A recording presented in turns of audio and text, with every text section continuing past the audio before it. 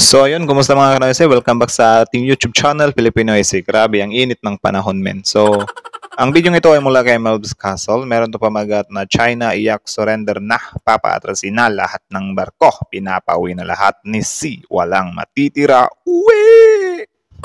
So, yan yung panonoorin natin ngayon, men. Yun yung title, yung thumbnail niya. So, bibigyan natin to ng reaction. Patungkol nga ito sa West Philippines. Yan, no? Kailangan nating maging updated sa usaping ito kasi teritoryo natin yan, men. Teritoryo natin yung nakasalalay dito. So, yun, bago natin simulan, Melv's Castle, support nyo yan. Tapos, syempre, kung trip nyo ng mga ganitong reaction video, may kasama kayo manood, huwag nyo na rin kalimutan supportahan yung YouTube channel natin, Filipino AC. So, di na natin patagalin pa. Simulan na natin. Baka gawin pa ng China.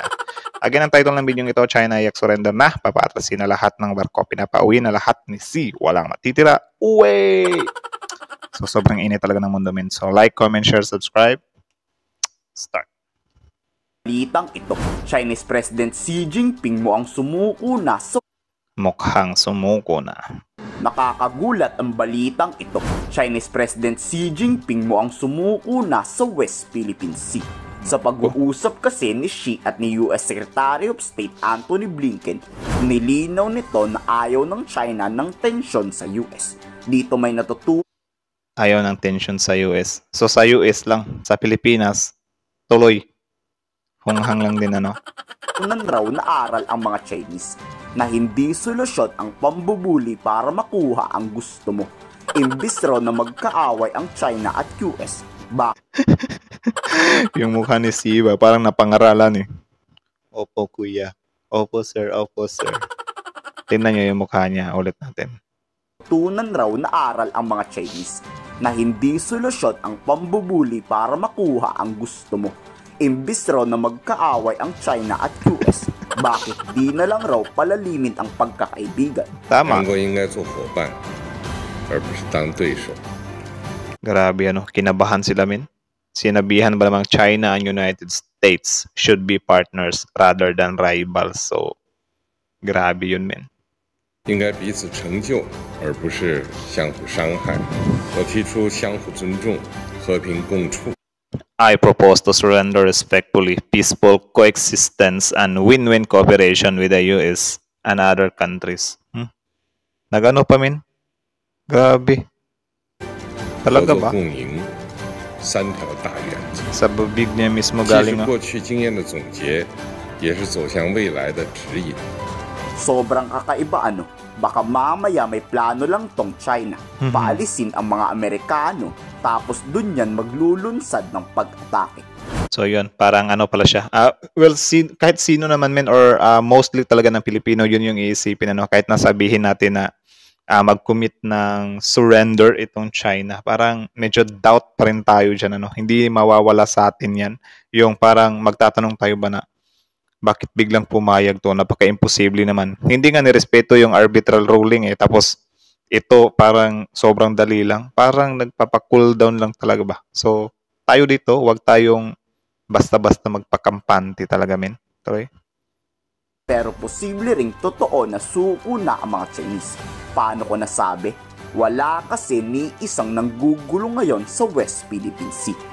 Grabe ang init ng mundo men. No Chinese presence during West Philippine Sea trilateral drills. Mula yan sa Hukbalatsin, hukbo ng bayan laban sa Chino. Grabe. Meron palang ganyan. As in, wala raw nakikita ang AFP na presensya ng mga Chinese. Nakakagulat ano. Sana forever na. Normal na tulad ng dati na bago magsimula ang military exercises, nandyan na ang mga Chinese. Pero hindi talaga normal men kasi ang normal na Chinese parang yun yung ano talaga eh. Nangaharas talaga eh. pero paglilinaw ng Amerika kahit suko na ang China, tuloy at committed ang US na depensahan ang Pilipinas sa bantang pag-atake dito. Ayun. The armed forces of the Philippines and the United States military will train together this year. In doing so, we will demonstrate that the Mutual Defense Treaty between the United States and the Republic of the Philippines is no mere piece of paper. Paanong hindi susuko ang No mere piece of paper. So, wag niyong maliitin yung MDT, men. Kasi sobrang bigat talaga yan. Ika nga ni Senator Robin Padilla, MDT? Sobrang bigat yan! It means, giyera na! Tuloy. China. Halos lahat ng napakalalakas na bansa suportado ang ating Pilipinas. Tapos sa Dami. susunod na linggo, aabante na ang usapin sa Visiting Forces Agreement sa France. Pag napirmahan ang BFA, posibleng mag-deploy na rin ang France ng militar sa ating bansa. Ayun. PFA. So yes, indeed, that was in the letter of intent that both ministers signed in December. One of the aspects and the commitment. So sa France to si Madam. Kasi parang ano talaga sobrang ganda ng ano ngayon, ng France at saka ng Philippines men. Like sana magtuloy-tuloy, magtuloy-tuloy pa yung magandang pagsasama, no? That both countries took to start negotiating a VFA. Habang pinapalakas ni Pangulong Marcos ang puwersa ng Pilipinas laban sa China, may mga ilang Pilipino na tutol dito. Ang ginagawa raw ng Pangulo ay hahantong sa gyera. Noto Di naman yan bago na kasi noon pa man or maging kahit anong bansa naman siguro every administration talaga mayroon talagang opposition or kokontra, no? Especially like this Mr. Bongbong Marcos, kahit na mostly talaga ang gusto ng kapilipinuhan ay ipaglaban talaga yung teritoryo natin. Merong mga part dyan, parang meron nga ako nakitang survey na 3% lang yung pro-China. Though sobrang liit lang ng porsyento nila pero sila yung grabe. Like nasasaktan ka talaga kapag marinig mo sila na ganyan nga yung pinaglalaban nila, no?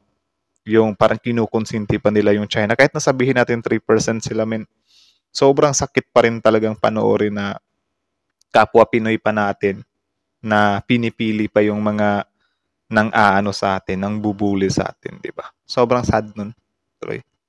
US, Noto Visiting Forces Agreement daw. Gusto atang masakop tayo ng China nang walang kahirap-hirap. I-build up ang China doon sa West Philippine Sea.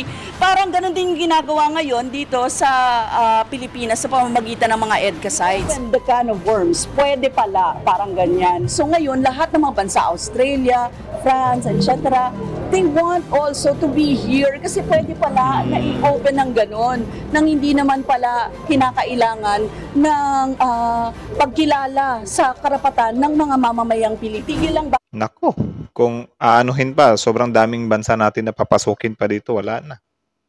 May stress na talaga yung China niyan. Balikatan exercises, no to war tayo, Tama. itigil lang lahat ng Muling uulitin ng National Security Council, hindi to para sa gyera, para to sa depensa ng Pilipinas kung magkagulo talaga. At may Dito nahihirapan sa pag-intindi yung kapwa Pilipino na kesyo nakipag-alyansa tayo sa US, sa France, sa Japan ay naghahanap na daw tayo ng war. Like, sobrang ano yung mag-isip, Like, isipin nyo na lang, Amerika, Russia. Do you think yung mga depensa nila for war talaga or maghahanap talaga sila ng war? No, for defense lang talaga yan. Even China, yung pagpapalakas ng China, for defense lang talaga nila yan. Hindi talaga sila yung interesado talaga na magpapalakas tayo kasi gusto kong tayo yung manguna sa war or tayo yung unang mag-move. Sobrang labo niya naman kasi kapag ikaw mismo na bansa, ikaw yung unang mag-move, nako, magagalit sa'yo yung buong mundo. Baka pag tulungan ka ng buong mundo. Kaya every time talaga yung mga decisions na yan, need talagang pag-isipang mabuti yan. Like for example, yung China. Do you think ba kapag sinabi agad ng president nila na ganito, ganyan? Of course, meron talagang kukontra dyan. Pero depende rin, baka mostly kolokoys din yung mga nanunungkulan or yung mga galamay ni Sido, Di din natin masabi. Pero something like that ba na defense lang talaga. Galing na nga mismo sa mahal na Pangulo natin na kahit na meron ng US dyan, hindi talaga tayo yung sumbong agad, galawit agad. Kung meron pang maaring gawin, subukan talaga natin. Like, kita nyo naman yung winaterkano na nga yung natin, di ba? Resupply mission. Tapos, yun, hindi pa rin talaga tayo na, US, sali ka na dito, pasok ka na. Hindi ganun, Kasi yung Pangulo natin, alam niya din yung ginagawa niya. Pero yun nga lang, yung kapwa Pilipino natin, Nag-iingay din kasi. Tuloy. Karapatan tayong depensahan ang sarili natin. Mahirap bang intindihin yun? That is what we're ensuring, strengthening our defense. And I think the clarity, as I've mentioned, is very consistent. That we are merely defending what is rightfully ours based on War international. is not Tama. on the table. War is not one of the instruments of national policy of the Philippines. Tama. Just because we have Balikatan doesn't mean we're going to go to war. The only way to preserve peace is to have a strong deterrence capability. Pero Tama. kayo, sa tingin nyo, suko na ba ang China o may plano lang tong kakaiba? I-komento sa baba Parang malabo sa China yan, kapatid. ang inyong sa So yun, mula sa ating malupitang tagapag-update dyan sa WPS Melv's Castle. Support nyo yan, guys. Original video link in the description box below. Tapos syempre, kung trip nyo na mga ganito reaction video may kasama kami doon, huwag nyo na rin kalimutan supportahan yung YouTube channel natin, Pilipinesis. So kita nyo naman yun, men. Grabe, meron pang pa ano-ano yung China ha, porket nakaharap niya na mismo yung US ba? Na, okay, okay. Parang gumaganon-ganon lang, oh. Tapos, kakinabukasan yan, wala na, meron na naman. Parang ano din kasi talaga tong China, min eh. Ewan ko kung nakapansin din ba kayo na every time na may mga pagpupulong na nagaganap mula sa mga representante or presidente ng bawat bansa. Mula sa representante mula sa mga representante or pangulo mismo ng bansa. Kapag ka nagpupulong sila, yan, napag-uusapan yan. Like, example ng time ni PBBM, ni PRRD, kapag nandun sila sa China, napag-uusapan nila yan. Yung WPS na ganyan, ganto. Tapos magandang usapan. Tapos natapos yun sa magandang usapan. Okay, let's try to resolve this, something like this. Wala, paglipas lang ng mga ilang oras, wala na. Binalita na naman sa TV na yung mga mangingisda natin, yung mga Coast Guard natin, hinaharas na naman doon sa China. 'Di ba? Parang yung China, parang yung mga batang pasaway ba na kapag pinapagalitan ng magulang, puro na lang, okay ma, okay na. Oh, alam ko yun. Parang gumagano na bata na ayaw nang matalakan, kaya ang ginagawa na lang nila, sige, agreehan ko na lang yung sinasabi ng mama ko para tumigil na siya at umalis na siya. Tantanan niya na ako. Tapos yun, talak ng talak yung nanay mo. Tapos pagkatapos ng talakan, natapos na. Kinabukasan, tuloy ka pa rin sa mga gawain mo na against yung parents mo sa'yo. Same lang din dito sa ginagawa ng China, na every time talaga na may nakakaharap siya, like ganyan. Ano pang aasahan natin? Dati, di ba, napag-usapan din nila ni PBBM yan. Pero wala namang nangyari. Parang ano lang talaga siya, meron lang talaga siyang bibitawang salita or i-assured ka niya or baka nga parang itong China magaling siya sa change topic ba na sige. Let's try to resolve that. Something like that. Puro lang ganyan pero kinabukasan wala na. Balik sa dating gawin. 'Di ba? Nakakaaning lang din. So yun, if you think ganyan yung pag-surrender nila ay totohanan, wala, parang may doubt ka talaga, Ewan ko kung ano talaga yung ano niya dito. Isipin nyo na lang yung international law nga, hindi nga nila ginalang ito pa kaya mga ganitong pag-uusap lang. Kita nyo yung China, hindi nga nagpatakot sa banta ng di ba? Ng Amerika. Or hindi din natin alam, may panonoodin pa kasi akong video kasunod nito parang kadugtong siya, Yung sinabi ng Amerika, di ba, na it's prepare for us to be partners than rivals.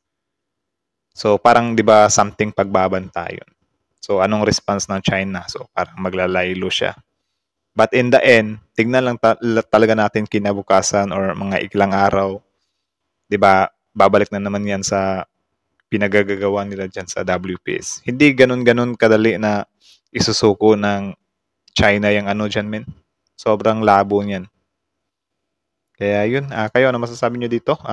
Comment down below. Tapos syempre, pag-usapan natin yan sa comment section. Again, Melv's Castle, support nyo. Original video link in the description box below. Tapos syempre, kung trip nyo na mga ganito reaction video or nagustuhan nyo yung video natin, huwag nyo na rin kalimutan supportan yung YouTube channel natin, Pilipinesis. So, yun lang naman. See you on the next video. Pilipinesis out. Ang init talaga ng mundo, Diba?